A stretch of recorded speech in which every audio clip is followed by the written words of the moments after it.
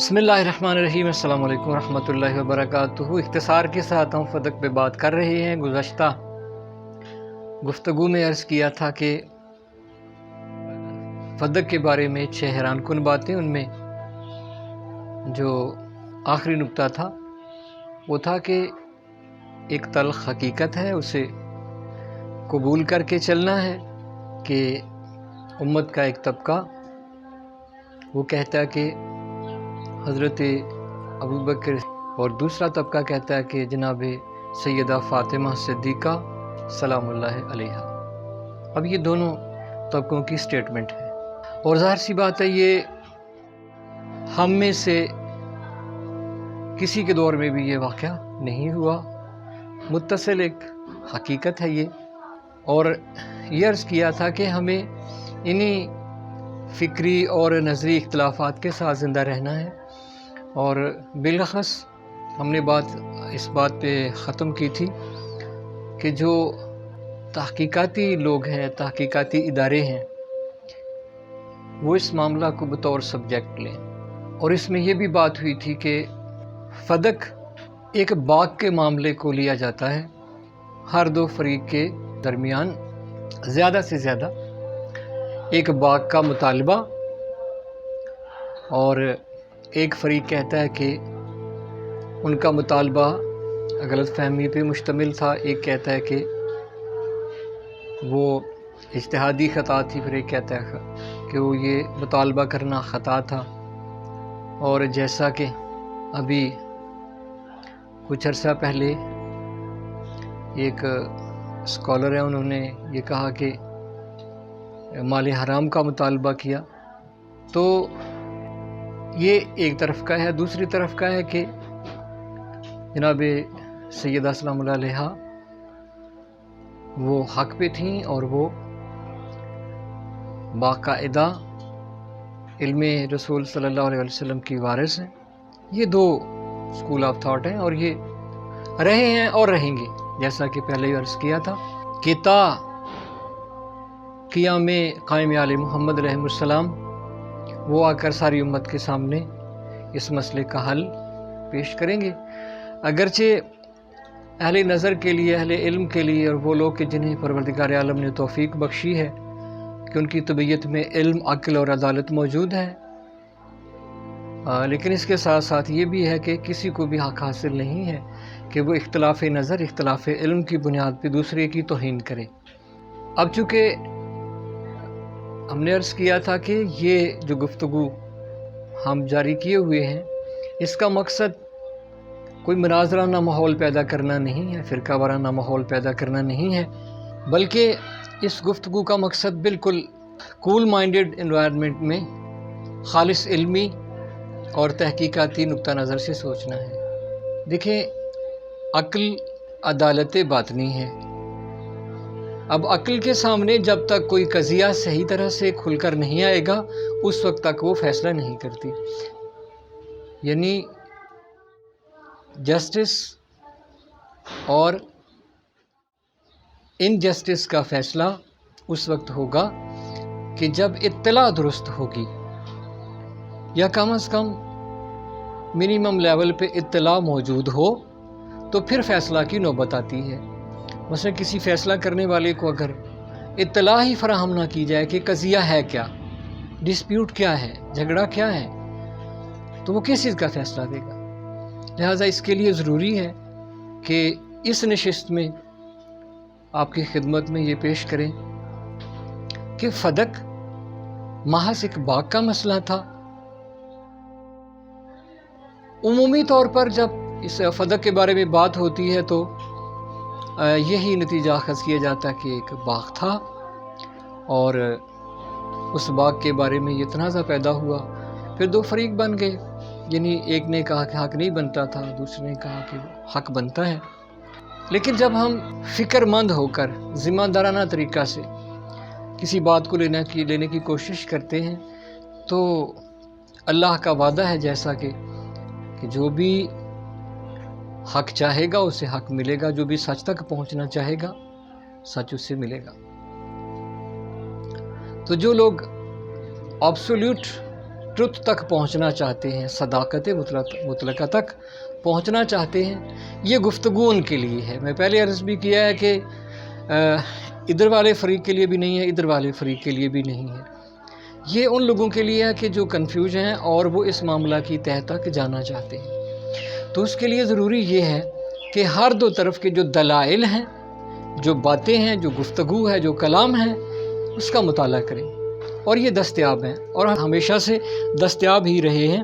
اور گزشتہ لیکچر میں ہم نے عرض کیا تھا کہ فدق کے معاملہ میں یہ ہوا ہے کہ چھپایا گیا ہے، کتمان کیا گیا ہے اور انکار کیا گیا ہے کہ ایسا کچھ بھی نہیں ہوا۔ تو اسی سبب سے وہ منابع اور مصادر چند مخصوص لوگوں کی دسترس میں تھے، لیکن اب ایسا نہیں ہے، وہ سارے اردو ترجمہ کے ساتھ موجود ہیں۔ تو گزارش یہ ہے کہ جب ہم خطبہ فدق کے جو جناب سیدہ کی طرف سے ارشاد فرمایا گیا،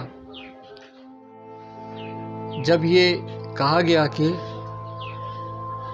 نبیوں کا کوئی وارث نہیں ہوتا، تو جناب سیدہ سلام اللہ علیہ نے اس روایت کو بطور حدیث قبول کرنے سے انکار فرمایا۔ اب ہمیں یہ چاہیے کہ جیسے فدق میں بات ہوئی، اس میں کسی بھی قسم کی ایسی بات کہ جو توہین پہ مبنی ہو،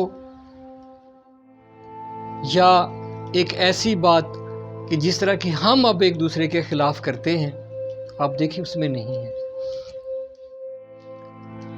ایک طرف سے بات ہوئی ہے، دوسری طرف سے بھی بات ہوئی ہے، تو ہمیں یہ دیکھنا ہے کہ کیا ہم نے وہ منابع پڑھے ہیں۔ ایک طرف مدعیہ کی طرف سے ہے اور ایک طرف مدعا علیہ کی طرف سے کلام ہے۔ یہ دونوں کلام جب ہم پڑھتے ہیں، ایک دفعہ کم از کم ضرور پڑھیں، دونوں طرف کا کلام۔ پھر جب ہم پڑھ کے عادلانہ طور پہ سوچتے ہیں تو اس گفتگو سے ہمیں یہ پتہ چلتا ہے، اور جیسا کہ میں نے عرض کیا کہ مصیبت یہ ہے کہ ہمارے ہاں اکثر سٹیٹمنٹ دے دی جاتی ہے، وہ سیاسی ہوں، سماجی ہوں، یا معاشرتی مسائل ہوں، حتیٰ ہمارے جو آئلی جو تنازعات ہیں، گھریلو جھگڑے جو ہیں، اس میں بھی ہم تفتیش کی، تحقیق کی، تدقیق کی ضرورت محسوس نہیں کرتے، اور یہ نقصان دہ ہے۔ تو جب ہم دونوں طرف کے جو کلام ہیں ان کا جائزہ لیتے ہیں تو ہمیں پتہ چلتا ہے کہ فدق باغ کا معاملہ نہیں ہے، صرف ایک باغ کا معاملہ نہیں ہے، بلکہ یہ معاملہ ہے نظام حکومت کا، ایک پورے سسٹم کا معاملہ ہے۔ آپ خطبہ فدق آپ پڑھیں تو اس سے ہمیں پتہ چلتا ہے کہ مسئلہ صرف ایک باغ کا نہیں تھا، باغ کو، باغ فدق کو یا جاگیر فدق کو ایک علامت کے طور پہ، ایک سائن کے طور پہ جناب سیدہ نے اٹھایا ہے، لیکن ان کے خطبہ سے یہ ہمیں پتہ چلتا ہے، یہ خطبہ فصاحت و بلاغت کا نمونہ ہے۔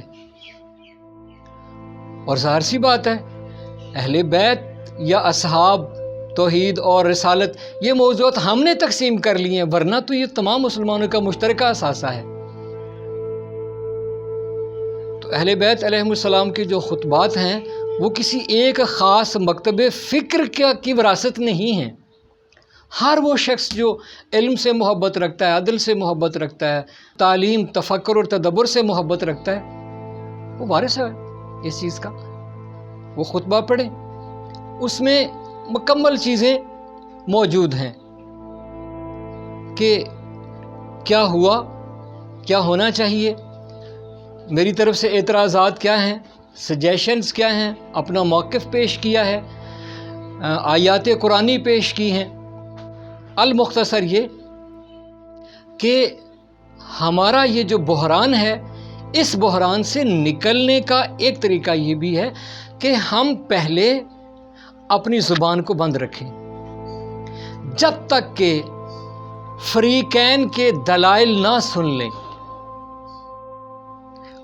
دونوں طرف کی گفتگو نہ سن لیں، اس کے بعد پھر ہم رائے دیں۔ جنہیں یہ شرف حاصل ہے کہ انہوں نے خطبہ فدق پڑھا ہوا ہے یا گفتگو جو مکمل ہوئی ہے فریقین کی طرف سے پڑھا ہوا ہے، ان کی رائے وہ بولے یا نہ بولے وہ مختلف ہے فرقہ واریت والے موضوعات سے، بالکل وہ الگ تھلگ ان کی ایک رائے ہے، وہ اظہار خیال کریں یا نہ کریں۔ کیونکہ فدق ساری گفتگو کا خلاصہ جو وہاں ہوئی، اس کا خلاصہ یہ ہے کہ فدق ایک باغ کا معاملہ نہیں ہے، بلکہ یہ معاملہ ہے غدیر سے جڑا ہوا۔ یعنی مسلمانوں کے دو بڑے جو طبقے ہیں، تشیع اور تسنن، ایک کے ہاں نسب امامت واجب ہے، خلیفہ مقرر کرنا واجب ہے، خلافت اور امامت یہ اصول دین میں سے ہے۔ امامیہ کے نزدیک تشکیل حکومت یعنی تشکیل حکومت اسلامی واجبات دینی میں سے ہے اور اصول دین میں سے ہے، جبکہ تسنن کے ہاں یہ ارکان اسلام میں نہیں ہے، خلافت ارکان اسلام میں نہیں ہے۔ یعنی جو ارکان اسلام ہیں اس میں کلمہ ہے، نماز ہے، روزہ ہے، حج ہے، زکوٰۃ ہے، اس میں خلافت نہیں ہے، امامت نہیں ہے۔ اور جیسا کہ عرض کیا ہے کہ یہ ہرگز یہ گفتگو مناظرانہ نہیں ہے، اگر کوئی اس لیے دیکھ رہا ہے یا سن رہا ہے تو وہ بند کر دے، وہ کچھ اور دیکھے۔ یہ ان لوگوں کے لیے ہے کہ جو کنفیوز ہیں، جو کسی بات کی تہہ تک پہنچنا چاہتے ہیں، وہ رائے موافق ہو یا موافق نہ ہو، یہ ان کے لیے ہے۔ یعنی کسی طبقے کے پاس بھی دوسرے کی تکفیر کا کوئی حق نہیں ہے، علمی طور پر بھی، تاریخی طور پر بھی، سیاسی طور پر بھی، مذہبی طور پر بھی، اخلاقی طور پر بھی، قانونی طور پر بھی کسی کے پاس تشیع کو حق حاصل نہیں ہے کہ وہ تسنن کی تکفیر کرے، اور تسنن کو بھی حق حاصل نہیں ہے کہ وہ تشیع کی تکفیر کرے، کیونکہ عقل انہیں اس بات سے روکتی ہے، اخلاق روکتا ہے، دین روکتا ہے۔ کیوں؟ اس کی مثالیں ہیں کہ جو بھی جناب سیدہ کا خطبہ پڑھے گا اور جناب حضرت ابوبکر رضی اللہ تعالیٰ عنہ کی جو بات دیکھے گا سامنے، وہ جو دونوں طرف سے باتیں ہیں، اس میں کوئی گالی گلوچ ملتی ہے کسی کو؟ کہیں نہیں ملتی ہے، نہ اس فریق کی طرف سے نہ اس فریق کی طرف سے کوئی گالی گلوچ کا نام و نشان نہیں ہے۔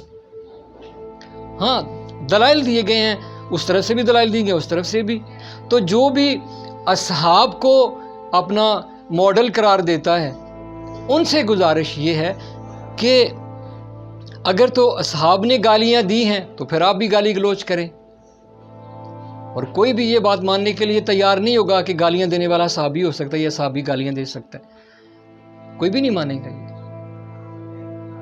اسی طرح جو لوگ کہتے ہیں کہ ہمارے لیے ماڈل اہل بیت عطرت ہیں، تو آپ کو بھی گالیاں دینے کا کوئی حق حاصل نہیں ہے، آپ کو بھی طعنہ زنی کا کوئی حق حاصل نہیں ہے۔ کیا اہل بیت علیہم السلام نے گالیاں دی ہیں؟ انہیں گالیاں دی گئی ہیں، وہ ممبروں پر بھی دی گئی ہیں، جمعے کے خطبوں میں دی گئی ہیں، میدان جنگ میں دی گئی ہیں، مساجد میں دی گئی ہیں، لیکن جواب میں اگر کسی نے ایسا کرنے کی کوشش کی ہے ان کے پیروکاروں میں تو انہیں منع کر دیا گیا ہے۔ توہین کا حق بالکل نہیں ہے،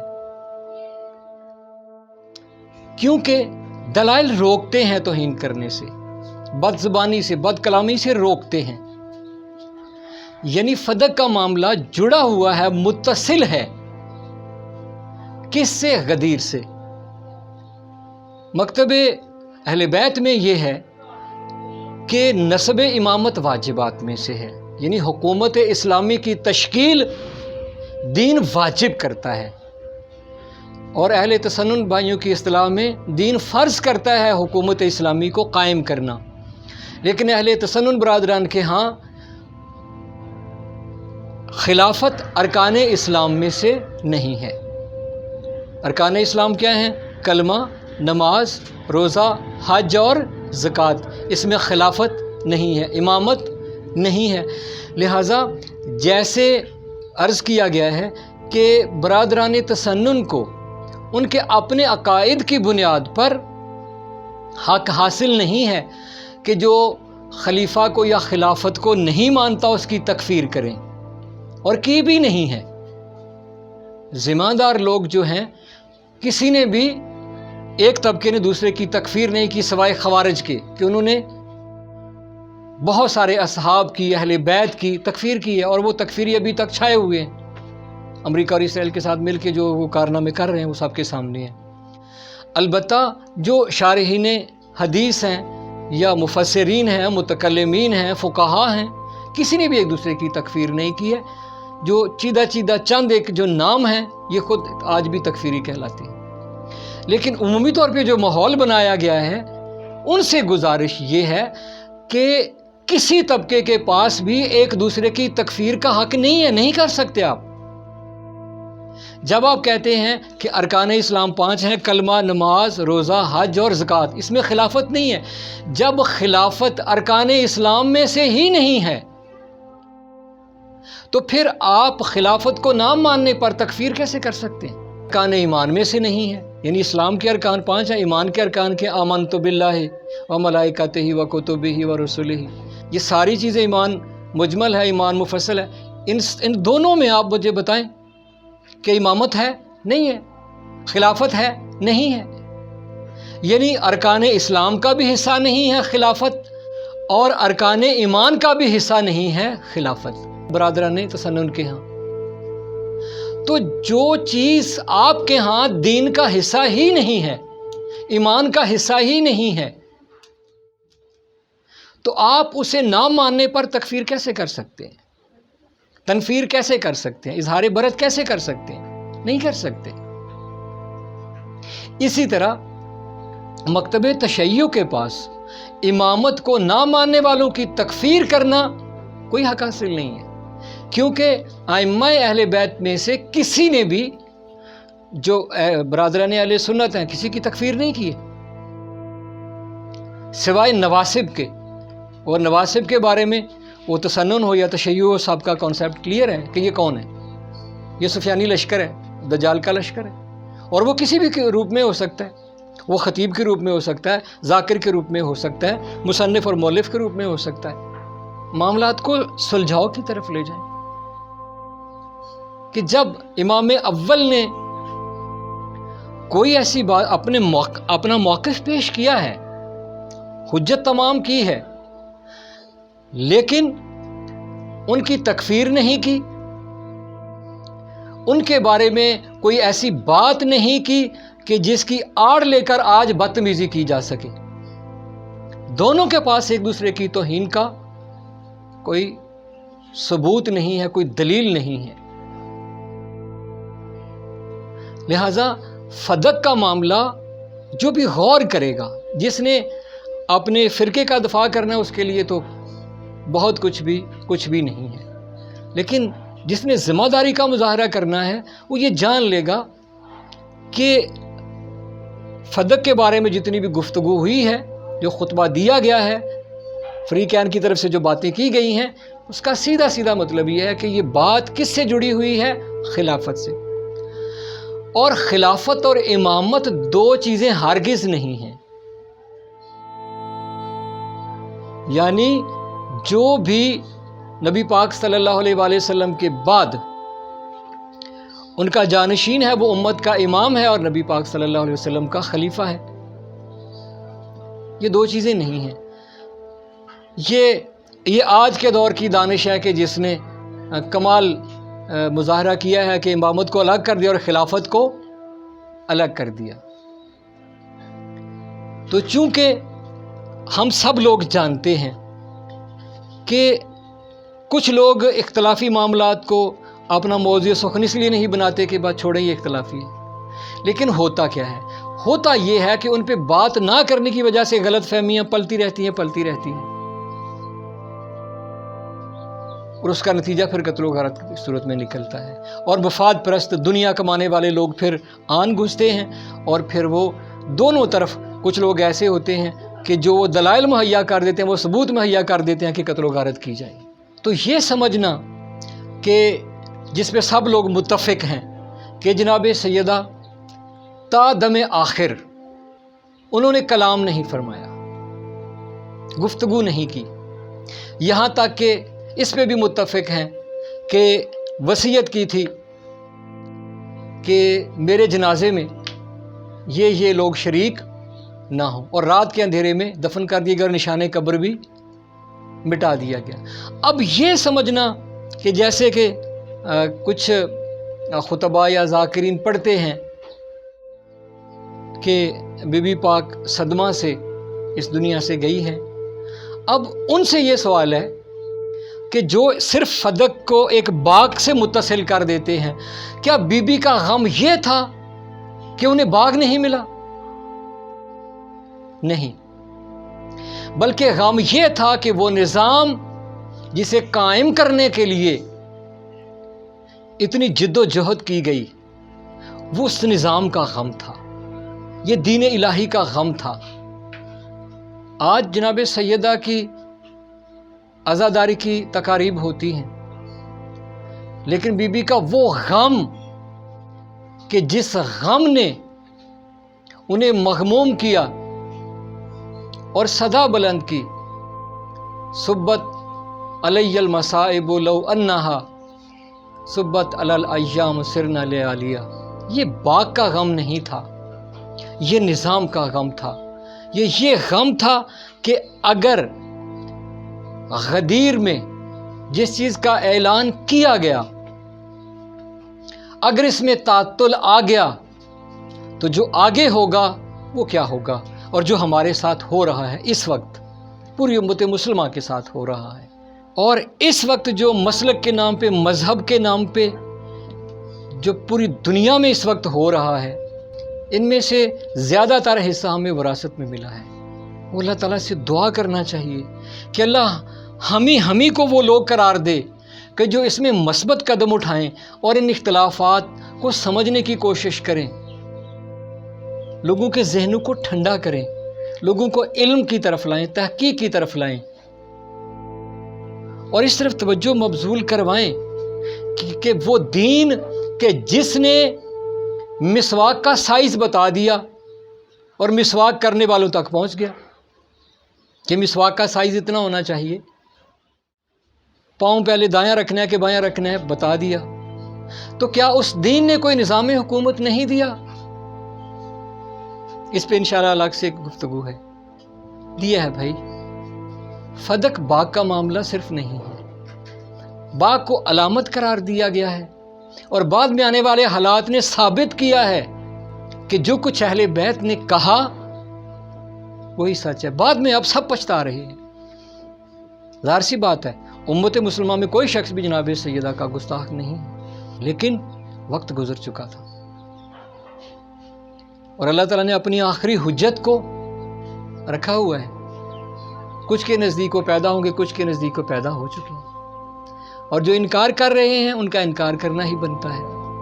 لہٰذا فدق کو ایک باغ تک محدود رکھنا میرا خیال ہے کہ یہ خیانت علمی ہے، کہ اگر ہم یہ بتائیں، وہ کوئی ذاکر بتائے، وہ کوئی خطیب بتائے، وہ کوئی علامہ بتائے، وہ کوئی مناظر بتائے کہ اگر وہ صرف یہ پاس کر رہا ہے کہ فدق ایک باغ کا معاملہ ہے، وہ ایک مناظر ہو سکتا ہے، ایک محقق نہیں ہو سکتا۔ گزارش ہے کہ بقائے باہمی کے لیے، باہمی امن کے لیے، عافیت کے لیے اپنے ملک پہ رحم کریں، اپنی ملت پہ رحم کریں، اپنے سماج پہ رحم کریں، اپنے طالب علم پہ رحم کریں، اپنے حوزوی ماحول پہ، اپنی کالجز، یونیورسٹیز، اپنے بچے، اپنے آنے والی نسلوں پر رحم کریں، معاملات کو علمی طریقے سے طے کرنے کی کوشش کریں۔ انشاءاللہ العزیز اس بارے میں مزید بات ہوگی، فدق کا رقبہ، اور اس میں بالکل جیسے ابھی ہم نے حوالے کم پیش کیے ہیں، جو عقلی چیزیں ہیں انہیں آپ کی خدمت میں پیش کیا ہے۔ اگلی نشست میں انشاءاللہ یہ عرض کریں گے کہ فدق کا رقبہ کتنا تھا، وہ فدق کے جس کا مطالبہ کیا گیا۔ یہ جو علامتی فدق تھا اس کا رقبہ، اس کے حوالے سے بات ہوگی، اور جو حقیقی رقبہ ہے فدق کا وہ سورہ انبیاء کی آیت نمبر 105، 106 اور 107 کے حوالہ سے انشاءاللہ بات کریں گے۔ سلامت رہیے، اللہ حافظ۔